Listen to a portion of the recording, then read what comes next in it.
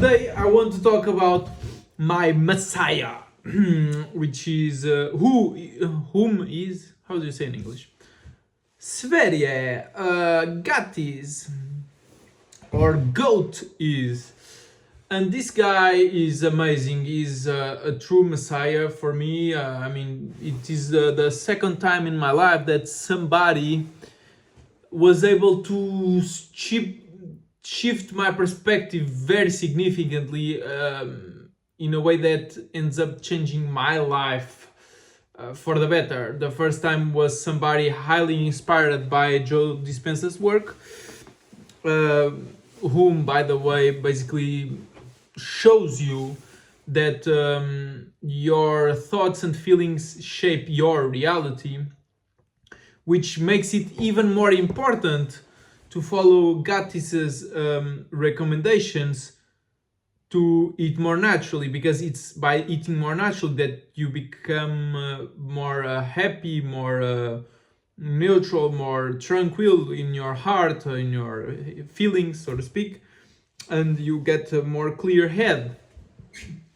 But credit where credit is due. I also like to call people out. It's one of my favorite things to do, because I like to learn. I like to realize things that are not the way they shouldn't be. That's why I admire so much Joe and Gatis, because they basically show us that things aren't the way they seem to.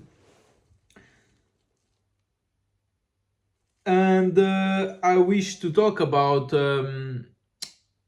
I could be like for minutes praising Gatis, but truthfully, as in he deserves all of that praise.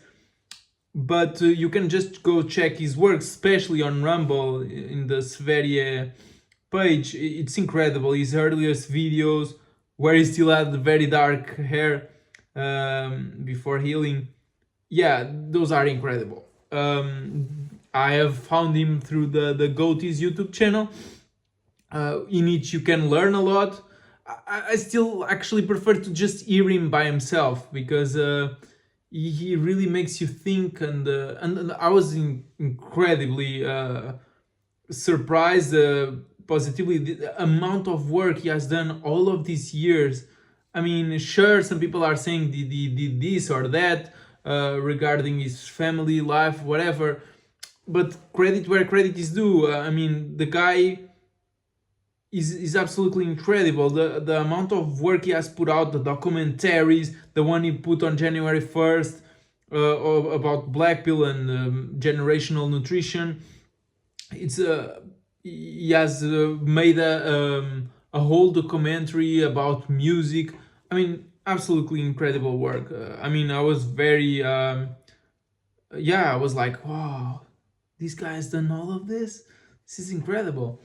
But I wish to also call out Gatis in the things that if you follow him, or if you have watched this video and you understood his points of views, maybe you didn't realize some things that I have since realized that I believe he is missing. I might be also not right. Which the first one that came to my mind back then was keto. You see in his earlier videos on Rumble, he was talking a lot about keto and whatnot, but what he ended up doing was consuming a bunch of fruit juices or fruit every single day, and I would be very surprised if he is still primarily fat burning, being ketosis. I don't know. I mean, I don't think there is absolutely any question that ketosis is a better healing state than glucose burning, but I might not be right.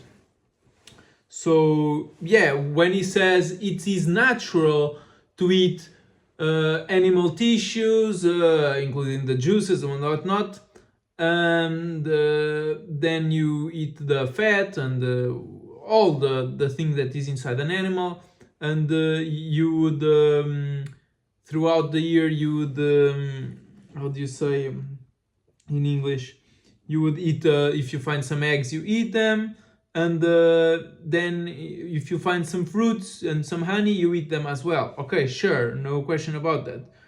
And you would only consume mostly dairy in as a baby. Sure, okay. But the thing is,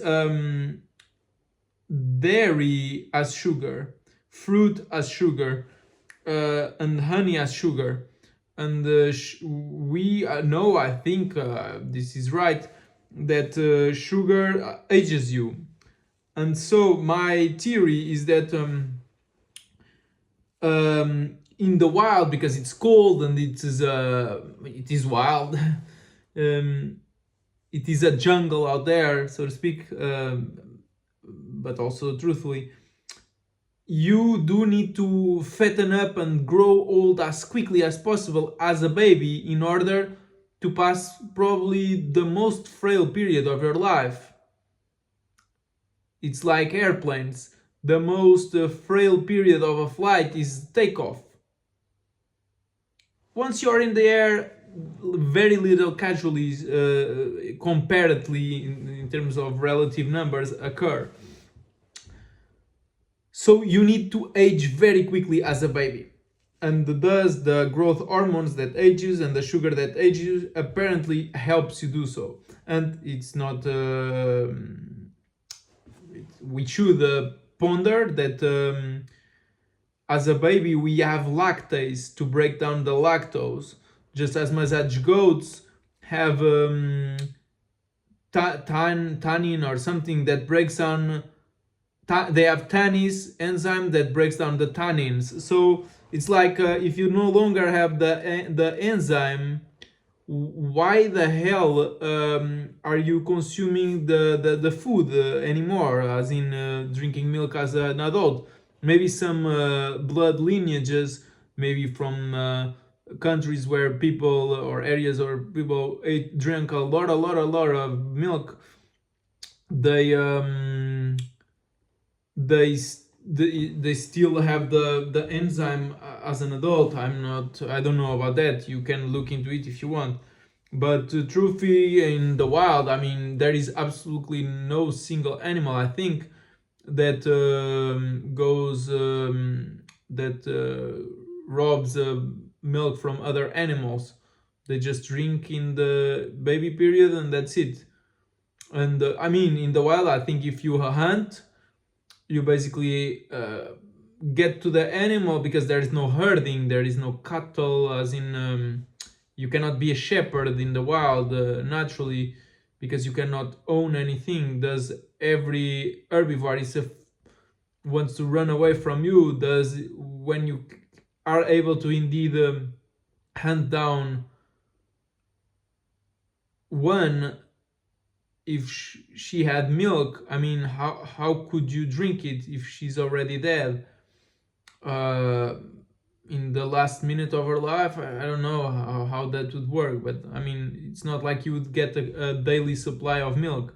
The only daily supply of milk I can imagine is if your partner has a baby with you, and then you take some from her, from the babies, so to speak. Yeah, you rob the baby of its blood, I mean of its milk. It's not as if a lot of women, especially the ones who have a very good natural raw meat, raw fats diet, they tend to produce a lot of milk. So yeah, they would probably even ask you to, if there is not if they aren't twins, she would probably ask you to get it out, because she doesn't have a pump in nature to take out the milk. What else? So yeah, I want to point out a couple more things. For example, salt. Gatis says, oh, salt, there is no salt in any how do you say, animal doesn't have salt, which is not true. Salt is 60% chloride, 40% sodium, even though everybody just calls it sodium. I don't know why. The thing is, every living animal, as far as I'm concerned, especially mammals, have sodium in their blood, in their tissues, etc. So salt has to be good for you and necessary for human functioning. The big differentiation I see when people add salt to their food is instead of consuming an invisible, extremely tiny, small, very diluted amount of salt within blood, water, or the animal tissues, the meats. If you're consuming it in a rock, it's visible, it's even palpable, it's very thick. So yeah, I wouldn't be surprised that that wreaks havoc within you, because relatively speaking, if you go on the relative size of the biome and whatnot, it's a huge rock and it's a very strong substance, so to speak. Salt is undeniably a very strong substance, and if it's a pointy giant rock comparatively to the biome, it might not be welcome in that sort of way. It might actually be toxic to the biome, or it might scratch your whatever system, whatever. So yeah, we do have to make that differentiation. But the thing that, oh, the salt is processed. One thing is, the salt is diluted, smaller, invisible now, unpalpable. But when you talk about being processed, what does that mean? The salt ends up being the same molecular, 40% sodium, 60% chloride, whatever. So what I would also like to add is that salt is in, as a carnivore, you consume more than enough, as in also liquids and fluids, whatever you want to call them, hydration, minerals, from the food you eat, which is the animals, the meat, the muscle, the organs if you eat it, the blood, whatever. It has plenty. So if you consume extra salt, maybe it's not ideal, because there is also always a pair of minerals. If you increase too much the sodium chloride, maybe the potassium or magnesium or whatever, if not increased to the same level, it might create an imbalance. But I don't know, some people talk about that. It makes perfect sense that that would be the case, even though theory doesn't always translate to reality in the physical world, because theories a lot of times are fallacies. Yeah, so I would imagine it's probably not a very good idea to add salt to your diet in most cases. I mean, at least if you're healthy. Even very salty fish like cod. I mean, last time I ate a very little piece of cod, and it's very, I think, from what I can understand, it is, what do you say, it is even diluted. The salt is diluted in cod. It's not as if it's in rock, and nobody is adding more salt to cod. In most cases, they even put cod in water so that the salt sort of leaks out to reduce the content. But what happened was, my body started becoming like a radiator. I became full of heat. I had to drink a bunch of water to sort of cool off. I was so freaking hot. So what does that mean? I don't know, but it made me think of the women that are in menopause. They call about these hot flashes. Maybe it's just their bodies are now more sensitive to mineral imbalances, and because they continue to add copious added salt to their food, body gets these hot flashes. Maybe that's just it. I mean, you might know more about this, you do, who are watching. So write down a comment, tell me what you think it might be, whatever. What more? Yeah, the most important thing that I think Gatis should, because he's a messiah, he's helping people, he's informing people, and a lot of people look up to him and trust his every word. I think firstly he should reinforce his statement about trusting your senses. As in, if you have, for example, an animal in front of you, and we'll get to how I got that animal in the first place, and it's open, and you go up to the muscle meat always smells good, just the muscle by itself, most of the times, or always, unless your body is full and it changes your perception so that you don't feel attracted to it more. But the fats sometimes smell good, sometimes doesn't. So if they doesn't smell good, you wouldn't naturally, as a dog, as a wild human, as a child, as an instinctive being, you would never, a carnivore, you would never consume them if they don't smell great. 100%. And then the organ talk. So Gatis is in favor of basically giving muscle meat to the dogs or to lower rank members of your tribe, of your family, and you consuming always the organs. But I think, that depends severely on the case. I mean, think of yourself as an instinctive animal. If you open up a corpse and of whatever animal, and what attracts you more in terms of smell, in terms of colors, visually, in terms of then taste, if you end up eating it, is liver. I mean, you would only want liver, and if you have abundance, you would want liver from this animal, from that animal, from that animal, and you wouldn't even want muscle meat and nothing else. If that is your case, that you literally feel attracted to it, you love the smell, you love the taste, and you instinctively do it, sure, go to that case. But most cases, I'm not sure if it's because today's animals are not as healthy, even though the other day I tried with the seafood, and I tried some organs from, for example, a squid. I don't know if it's a horrible example, but yeah, it didn't taste great. The only part that I actually enjoyed, and it's a wild squid, was, as far as I'm concerned, was the muscle meat. So, I mean, yeah, instinctively you go up to a corpse and you eat what looks like it attracts you by its looks. Then you go up to it, and if you like the smell, you eat it. And if you like the taste, you continue eat it until it stops tasting good, when you feel you don't want to eat anymore.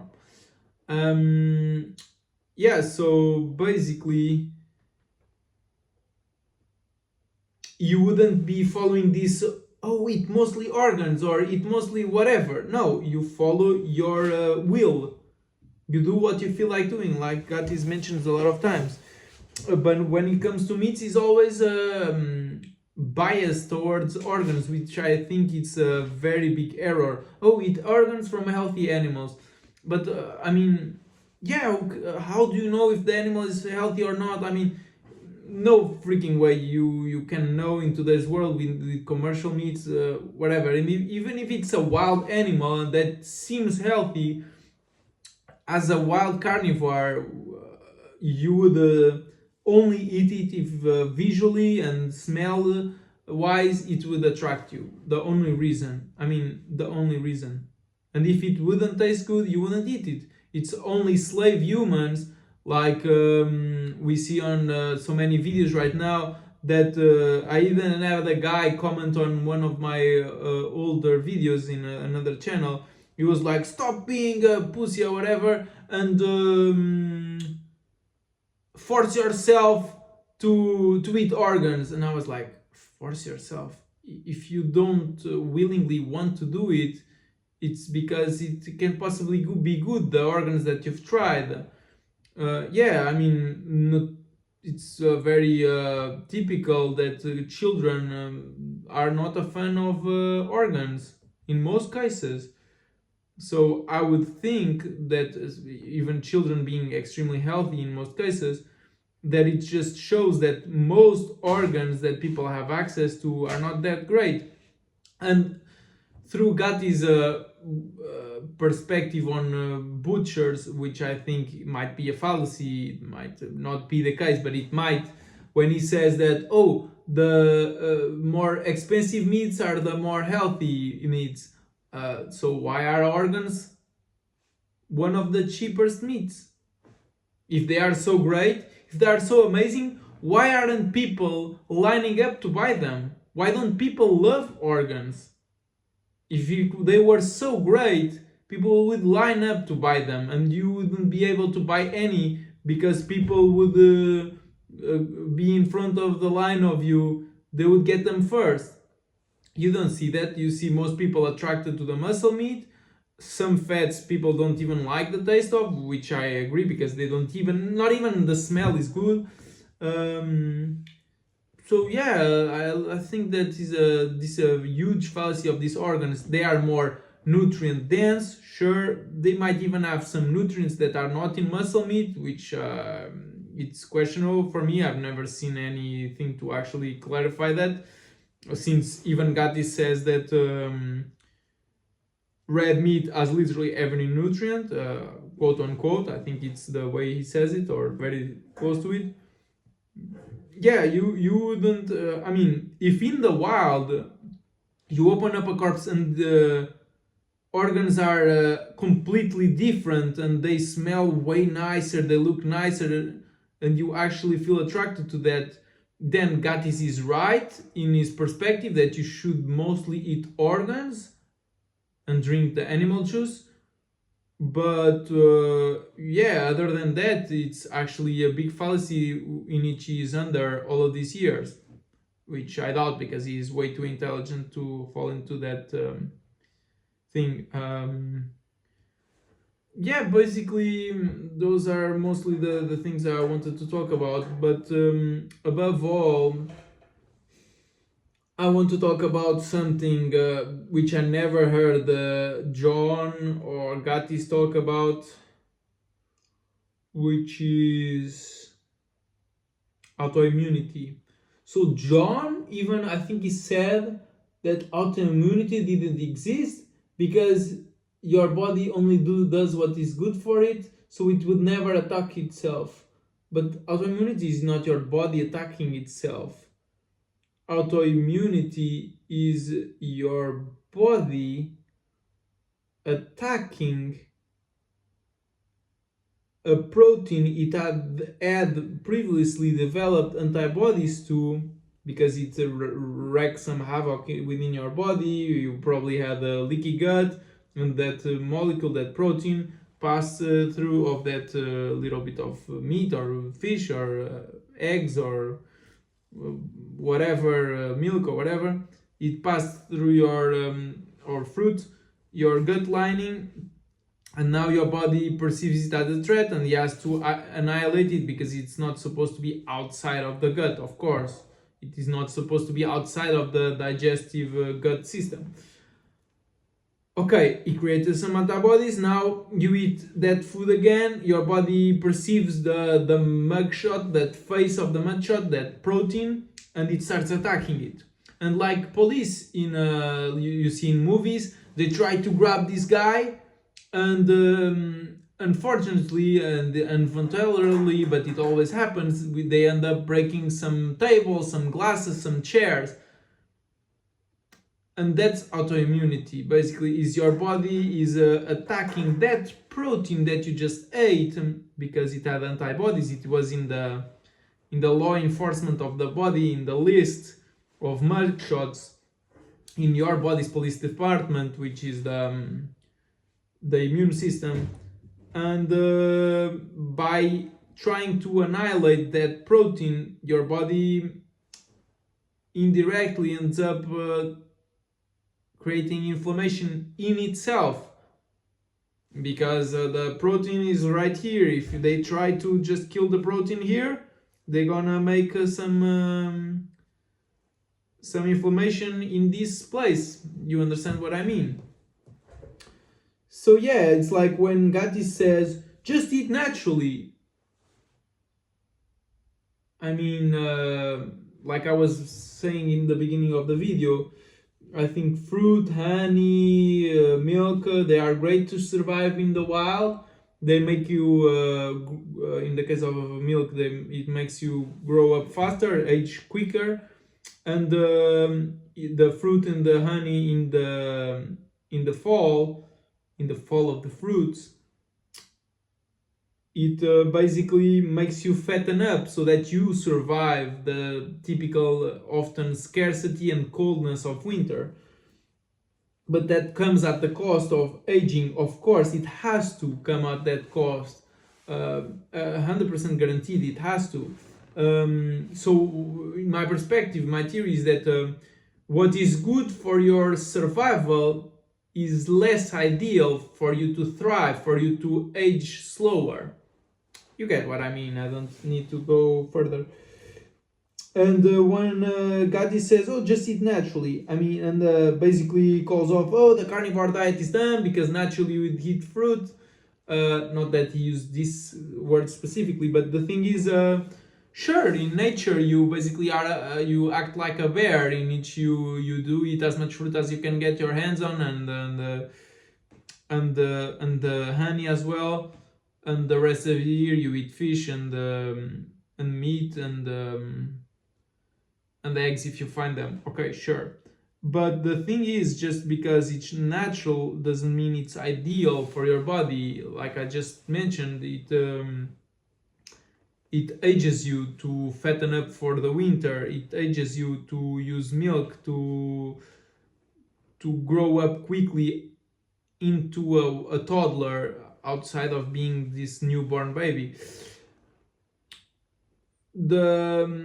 This theory of just eat naturally, it works to have a wonderful, not ideal health if you do it from the start of your life. You just you are born, and from the start of your life you just consume things found in nature.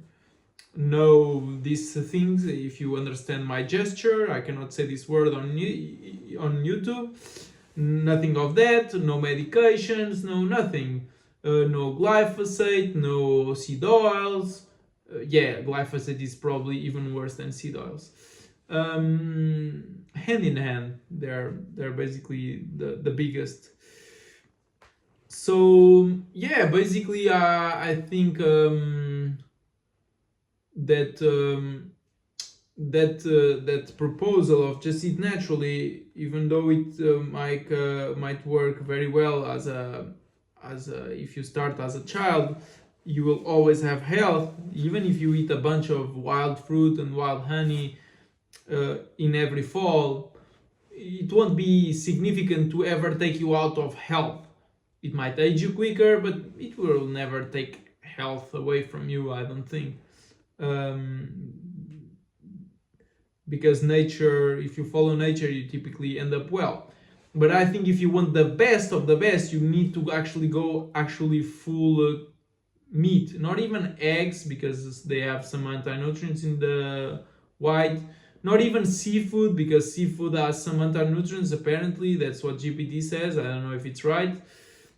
So just, and probably not even fish, because I mean, naturally you eat your own element. We live in the earth, so we eat terrestrial animals. I believe it would be something, and we are mammals, so ideally mammals, and ideally our own species, but we know that's not even legal. So probably just pigs that are generationally healthy, and that and you can see that from the eyes, from ideology of the pigs. And it ideally just the youngest, so basically suckling pig all day every day from carnivore eating pigs would be probably your best overall diet possibly ever, without consuming your own species. Just doing that, like and from that animal you consume what feels like pleasant. If you feel like just eating the muscle meat, just eat that. If you feel like drinking the blood, you just drink the blood. You feel like eating, I mean, you'd eat just the parts that you feel like eating, and you wouldn't eat the ones that you don't feel like eating, just like the gallbladder, which I believe it's or green. And for example, within the kidneys, that purple part, we don't also feel attracted to that color. So green and purple we would probably avoid, and the most greenish, whitish, like the fat, greenish, no, reddish, the meat, or pinkish, then the white, the fat, and some organs which are more like dark red to brown. I mean, I don't know. I mean, yeah, and the brain, yeah. For example, the brain is one of the most toxic places in unhealthy animals. So we should make a big differentiation, as in, yeah, sure, consume a lot of brain if it tastes good to you and it attracts you. But if you don't feel attracted to it, it's like going for a walk. If you feel like going for a walk, go for it. But if you don't feel it, don't go, because it's probably not the ideal timing to do so. So the body knows what it's doing.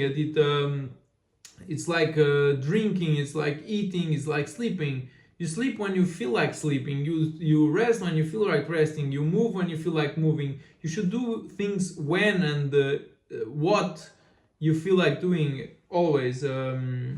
Sure, you might have some responsibilities that you've added to your life, and now you cannot have full liberty, but try to move your life more towards that, and you will end up more happy, of course, because you have more freedom. But yeah, I think this autoimmunity is a very important topic that Gatis should mention. He should mention, if you were born as a true carnivore, like eating just wild carnivore foods, which of course would include the wild fruits and wild honey in the autumn, maybe even some syrups, and the occasional eggs, sure, probably the fish, probably even the seafood, sure, but mostly meat, I would believe, depending on where you live, maybe mostly just fish. But you could always just go back to that formula and it would always work again, because it just had to work. But once you live in civilization and you eat this glyphosate, these seed oils, this bunch of crap that damages your gut, these anti-nutrient toxins, all of that gradually creates rubbers in your gut wall. You start gaining antibodies to a bunch of foods, even incredibly good foods. And now you might get the most healthy chicken egg possible from the most healthy chicken in the world. For example, you just up on Amazon or whatever, you just buy worms and cockroaches and you feed it to the chicken. It's a pure carnivore chicken. It has incredible health. And then what ends up happening is that you still feel symptoms, unpleasant symptoms after eating that egg, and you're like, what the hell, why? It's natural, it's as natural as can be. It might even be healthier than wild chickens, because wild chickens, if they are not in a place of abundance, they might eat outside of carnivore just as much as feral pigs end up even eating tubers. Even humans in the wild end up eating tubers, which they mostly dislike, but they have to tolerate it, which differs significantly from the fruit, which we actually like to add as an addition to our meats and even honey. Tubers we just eat because we want to fill our stomachs, and there is nothing else. It's not never a choice to consume them. For the most part, in terms of raw wild things. Yeah, that's it. So yeah, you now have this antibody. You cannot touch the eggs, even if it's the healthiest, most natural egg in the world. If you have antibody to hake, this fish, which is very cheap and typically wild, wherever you might find it, you cannot eat it as well, because then you're gonna have unpleasant symptoms. I mean, Goatis had to be doing something wrong, and I believe there was a huge immunity factor all of these years, because a lot of times now he's way calmer. but he very often you'd see these videos and he would be pissed off, which gradually reveals he was not biochemically in homeostasis. He was not well. Something wasn't. It was off. So it's not just eating naturally. You have to eat naturally, but outside of the foods that you have antibodies to. I personally, thanks to this, I know Gatis has reviewed him. This Dr. Gundry, which has written a bunch of books, which thankfully actually got me out of veganism, because I mean, as a vegan you need to go to vegetarian, and as a vegetarian you can go to fish, and as you eating fish you go to meat. It's like if you're vegan, it's very improbable that you can shift your mindset so dramatically. It might take time for you to gradually shift your perspective. You might be too closed off to the idea of meat. So Gundry actually, through his books, helped me gradually add more and more animal foods, even though he's plant-based. And he also talked about this IgG food sensitivity testing, and I did it, and they got me a bunch of papers, which was not very clear at the first time, because it was like white, how do you say, red, yellow, green light, and it's like if it's green you can eat it, no problem. But then I realized even a bunch of the ones that are green would give me a reaction. So what I concluded is like this IgG is the antibodies that your body has against different proteins. So if there is a big reaction, I believe they put your blood in whatever petri dish or whatever, something like that. I don't know the English word for it, and they might put a protein of pork, a protein of egg, a protein of and they see the individual reaction of your blood with every single one of those, with cloves, with garlic, with a bunch of different things they test. And then they see the reactivity, if your body attacks it or if your body just is neutral to it. But the problem is the machine, from the one that I bought the test from, the machine that they use only tests, or at least the result that they give me is only produces result from 7.5 forward. So for example, honey, for me it's 8 point something reaction, and for example for me apple is 50, which is the maximum they test. So even if it's 60 or 70, or I don't know what would be the max, but their machine or their paper just shows up from 7.5 to 50, and it says that apple for me is 50, and a bunch of other fruits are also very close to 50. And then yeah, like figs and whatnot, yeah. And in the lower spectrum, it's like you don't know unless you test things individually by your own like unconfounded testing. So you know that this, for example, in my case, fig and apple and whatnot, I cannot eat them before like 2 years or so. I have to be withdrawing it for 2 years until my body clears off, because it's like a recycling or whatever that the body does. It's like a police department. If that criminal doesn't show up anymore, they end up archiving the paper or destroying it, the mugshots and whatnot. But if the crime was recent, now they are on the lookout for that face, for that protein in your body case. So essentially, I know that example about apple and the fig, I have a huge reaction. So even a very tiny amount, like for example cow milk, even a very tiny amount, like for example butter, which has like 0.6% protein, so very little identifiable mugshots faces proteins are within butter. it's enough for my body just to react bad and to give me either diarrhea or pus out of my face, etc. And so if you have a strong reaction, I mean, it's obvious and you can feel it right away, and it's very strong. So you should, of course, don't touch any of the foods that you have high intolerance to. Which is a word that everybody confuses. They call lactose intolerant. It's not intolerance. If anything, it's a misdigestion. You are not digesting histamine well enough. The lactose the same. Intolerance is when your body sees it and attacks it. That's what intolerance originally was. Everybody's just confusing everything today.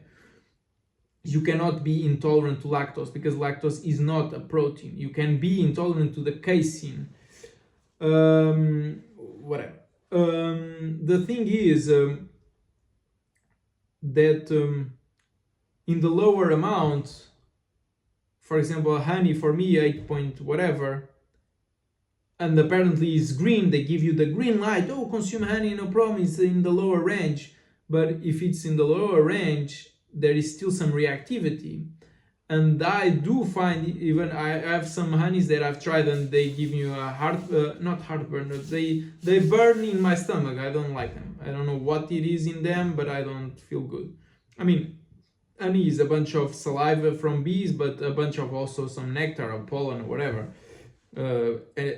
plant compounds. So it's understandable very well. But the thing is, I do feel, for example, my heart, the attack, the autoimmunity in my heart, for example. Yeah, I do feel some symptoms when I consume honey, which I attribute 100% to the because I can sense they are autoimmune symptoms. It's not just like feeling less than ideal to the autoimmunity. So the thing is, the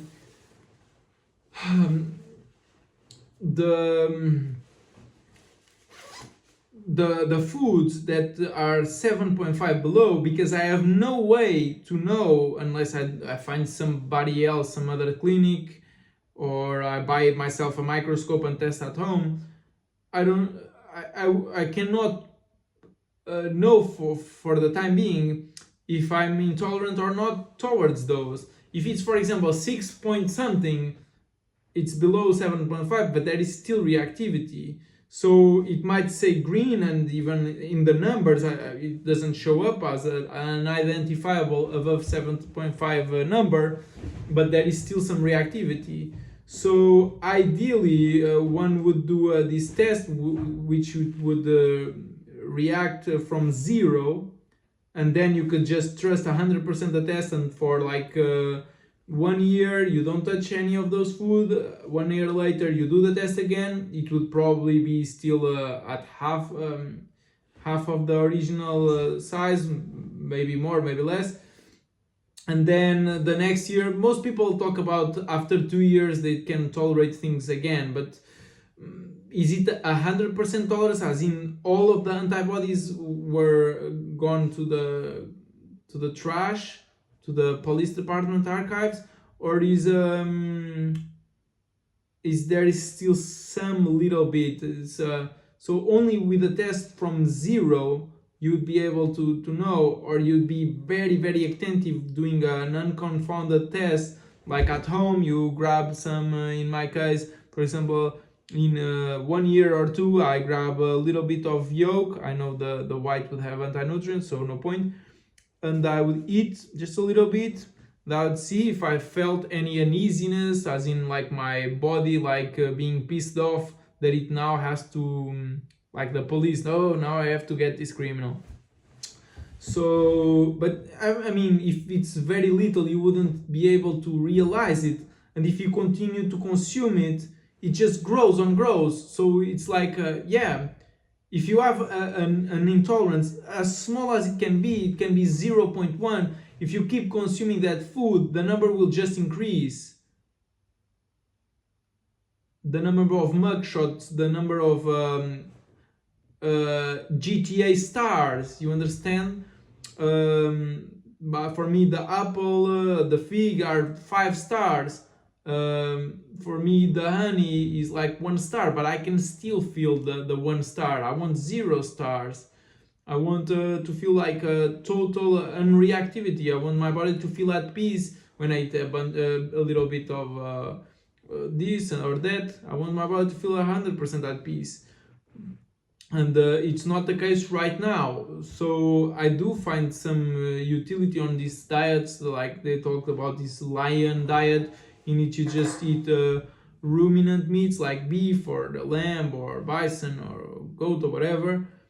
And they say water and salt. So when they say water and salt, not like it's an ideal, like I mentioned, idea to consume the salt, but if you get a highly mineralized water or very clean blood, you should probably do very fine, because it has a bunch of salt, but it is a diluted salt. I personally feel pretty well with 1000 TDS very mineral paired water, as in the magnesium with a pair of it, and the sodium with a pair of it, and the potassium with a pair of it. They are on pairs perfectly well, and I feel very good.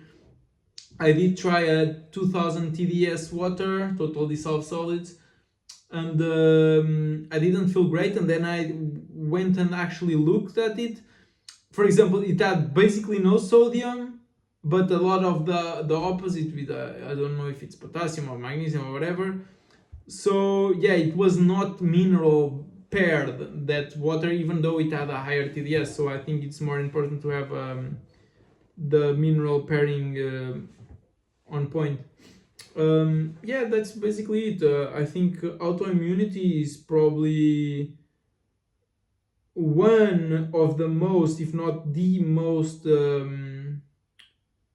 problematic situation in most people's body who have symptoms of any sort of reality. Because when we talk about mental health, we talk about actually brain health. When we talk about emotional health, we might talk about hormonal health, and also your body being at peace, as in there was no inflammation recently because it had to attack a certain protein it had antibodies against. These sort of mugshots it registers. So yeah, I think to summarize, I think for most people, we should actually, independently of whatever Gatis is saying, independently of what anybody says, of course, trusting and following your own senses and what you feel like eating, as in what do you feel like eating? Today I feel like eating chicken. Okay, chicken is mostly not very clean, just clean off all the fat and whatnot, and probably even ideally the blood, because those can be toxic. And you just eat the muscle meat of the chicken, and you add some ruminant, clean, neutral or pleasant smelling fat with it, which is the most clean commercial fat there is. The waxier typically is even cleaner. Grass-fed and cattle typically has a more waxy fat, less drippy, less oily. So yeah, I think you do that. If you feel like eating beef, you eat beef. If you feel like and you probably, but even beef, which is one of the cleaner because of the 4 stomachs, the cleaner tissue, if there is some fats or whatever there that you don't like the taste, don't eat them. The smell, don't, just cut them outside. Always eat raw, of course. You want full nutrition, and you don't want to fill your body with cooking toxins and AGEs and whatnot. If you feel like eating the collagen, do eat it. Collagen, because it's undigestible, will make you pass some gas, but there is a thing called it's not neurotransmitters, it's gasotransmitters, which is your body needs some gases to be able to transmit communication between different parts of the biome. Gundry talked about that in his gut check book, which is the one I read, and in which I learned what I learned from him, which I'm very thankful from, because if it was not him, I would never have. I mean, not at that time of my life, I wouldn't have gone away from veganism. So it was a great first step that he put me on, indirectly through the words he put in this book. Yeah, so yeah, you would eat. You feel like eating some fish, go eat some fish. You feel like go, but you can only go up to that part after you do step 0, which is you go do an IgG food sensitivity test. Because if I add eggs, for example, chicken eggs, or any egg that has a very similar protein to the chicken egg protein, I'll be miserable. So it's not like just, if it's a natural food, just eat if you feel like eating it. Don't do that. Don't follow that advice, because you're gonna have autoimmunity. If that is the case, if you do have antibodies, you first do the IgG food sensitivity test. Make sure you find a way. If it's not up to 0, just be on the lookout that the things below 0 might even trigger you still. But in my case, I look at eggs and it's blatant. It's like 30 or 40. It's like 4 stars or 3 stars in the GTA game. So of police reactivity. So I know, yeah, don't bother. I'll try 1 year from now. I'll try again. Like I have only had like 5 instances of eggs from a year ago until now to just retry, as in like 3 months after doing the blood test, the IgG food sensitivity or food tolerance, I did eggs. I still react. But like 6 months later, I still react. 9 months later, I still react. And now, like 11 months later, from doing the testing, yeah, I'm pretty sure I would still react. So I'll have to try like 6 months from now, a year from now, later even, and like ideally I will go grab that microscope and do this testing to make sure it's truly 0 reactivity, like 100% perfect reaction. You feel at peace, as in you just are eating nothing else, and you eat this yolk and you feel totally at peace, like better than you felt before. But if you feel like an discomfort, then yeah, you did something that was not right. So yeah, I think I said to summarize, but I ended up just getting all over, because there is so many ideas and they are not as organized as it would be ideal, and not as compacted as you can see, 53 minutes. The thing is that I don't think the average recommendation of Gatis is ideal for, I know it's not ideal for a bunch of people. It works 100% if you are healthy, but if you have antibodies, then it doesn't work for you ideally. So you do the step 0 IgG food sensitivity test. All of the foods, even if it's green, yellow, doesn't matter the color that they added. If there is a reactivity that they numbered, just don't touch that food for 2 years, something like that. Don't touch it. Maybe try again in a year or 2, ideally 2. I have never heard anybody who can get it to 0 after a year. Even though Gundry said 9 months to a year, not my case whatsoever. Maybe it would be yours. I don't know. I'm not the one to talk about things that I haven't seen. I can't. Maybe I do, but it's not just for me to say. Basically, you do that step 0. So if it says, I react to chicken, so don't eat chicken for 2 years. I react to pork. Don't eat. For example, when I did it, pork was under 7.5. So if there is some reactivity, they didn't even were able to test it to realize it. But the other day I ate some pork and I made sure it was just the muscle meat. So no confounding with the fat toxins. I would never eat commercial pork fat. It's not intelligent to do so. Most commercial fats are not clean. The only cleanish, and it's not 100% fat, commercial fat, is the one from ruminants like cows. So, and even not all of them, you have to go by smell and taste. The thing here is that you did the step 0. You know you cannot eat, for example, pork. You cannot eat chicken, for example. You cannot eat, for example, let's say turkey. Okay, all of the meats you can. The other you can. Oh, eggs. Oh, I cannot. Okay, no.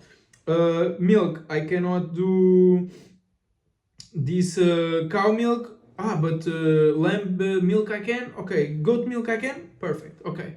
And so you basically cross, and you, for 2 years or 3 or whatever, ideally for a whole while, like 2-3 years. I mean, if you can do like 4 years, ideally, is to make sure you really get those antibodies to 0. You basically just eat the ones which are the smallest number possible, and if there is an identifiable number, you also don't touch it. So if your test goes from 5 to whatever, anything above 5, don't consume it. If it goes to 0, anything above 0, don't consume it. In my case, everything above 7.5 I don't consume, but even if it's under, it shows green, it doesn't show any reactivity in the paper. But if I feel it, like it was the case of the pork, I know I cannot eat it for a while because it gives me reactivity, it gives me symptoms. I don't want to create inflammation in my body. I don't want to feel uneasy and comfortable. I want to feel at peace within myself, and there is nothing more impactful than food for that. So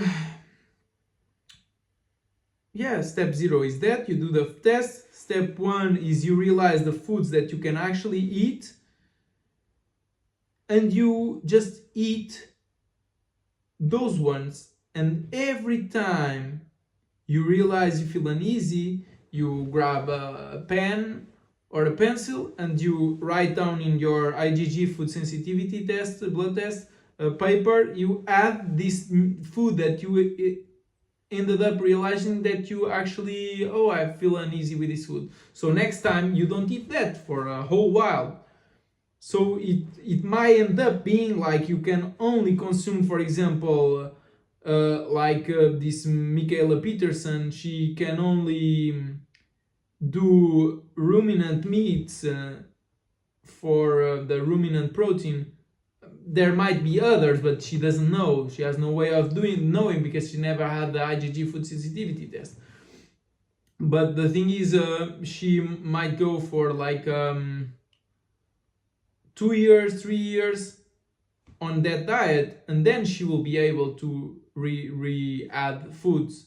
For example, this girl Rebecca Heichman, she was able to do so, and now she's doing something kind of similar to Paul Saladino. She eats fruits, including some squash. She even has einkorn sourdough bread that she makes, which is glyphosate free, and she sourdoughs it, so it reduces the majority of anti-nutrient toxins. And she has this device which is called the lumen, which she blows or whatever, and it tells through the gases in your mouth how much, it's like an arrow, am I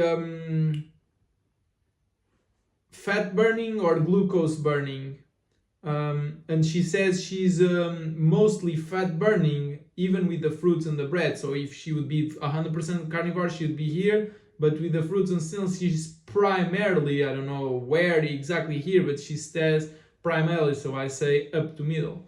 By the way, as a curiosity, milk puts you basically in the middle, depending on if it's colostrum. Colostrum is more on the side of glucose, and I think it's foremilk that they call it, the last milk that you drink as a baby, is more towards here. So most milk is around this period and starts from here and it goes, so your body goes from glucose burning as a newborn and gradually goes to the middle and eventually shifts you to primarily fat burning, as in ketosis, so that you go to a carnivore diet, which might include those natural sweets in the fall. Thanks for watching.